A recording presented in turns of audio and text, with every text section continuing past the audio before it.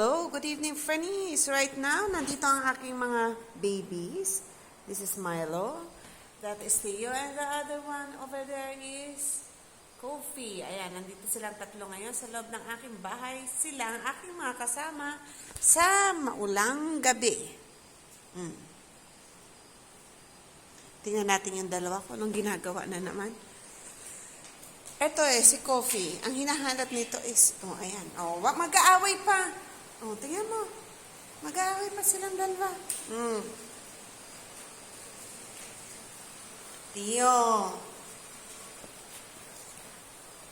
That's my Siamese cat, Theo. And this is my baby Kofi. Mababango sila. Si Theo din naman mabango to. Medyo makulit. Bango-bango ni baby Theo. Saan ang punta, baby Theo? Hindi ka nga Kofi. Si Theo ayaw magpahawak nito eh. Hindi siya masyadong clingy si Theo. So, ayaw niya masyadong magpahawak. Unlike Kofi and Milo, na gusto lagi kakadal. Si Theo, hindi niya gusto na lagi siyang hinahawakan. Not unless na siya ang lalapit sa'yo na magpakadal talaga. Ganyan ang attitude ng mga Siamese cat. Kakaibang ugali nila kasi sa Persian. Ang Persian masyadong clingy. Unlike ng Siamese cat. Papunta na sila naman dun sa aking room. So, doon na naman natatambay sa room ko. Eto si Milo. Ayan si Milo. Ayan, si Milo medyo basa pa kasi masyadong maulan. Siguro lumabas or umihi, something like that.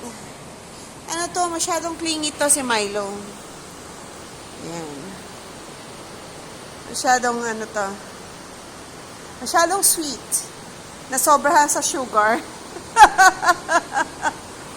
No, really. Milo is a very sweet Persian cat. Ngayon nag-alaga ako ng mga pusa. Ngayon ko lang na-determine yung magkakaibang ugali nilang tatlo. Iba-ibang ugali ng tatlo kong pusa. Si Milo masyadong clingy. Si Kofi, clingy din, kaya lang sometimes may pagka-grumpy. Si Theo naman, hindi siya clingy totally. Hindi siya sweet. Sometimes lang siya sweet pag siya mismo ang gusto lumapit sa'yo. Huwag mo siyang i-force na kunin mo. Ayaw niya. Ayun. Papunta na naman doon sa TV room. Nahabulan naman niya si Kofi.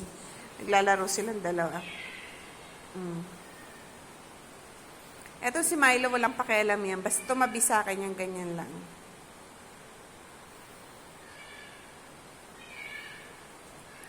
Talagang hindi ka naiiwan ito.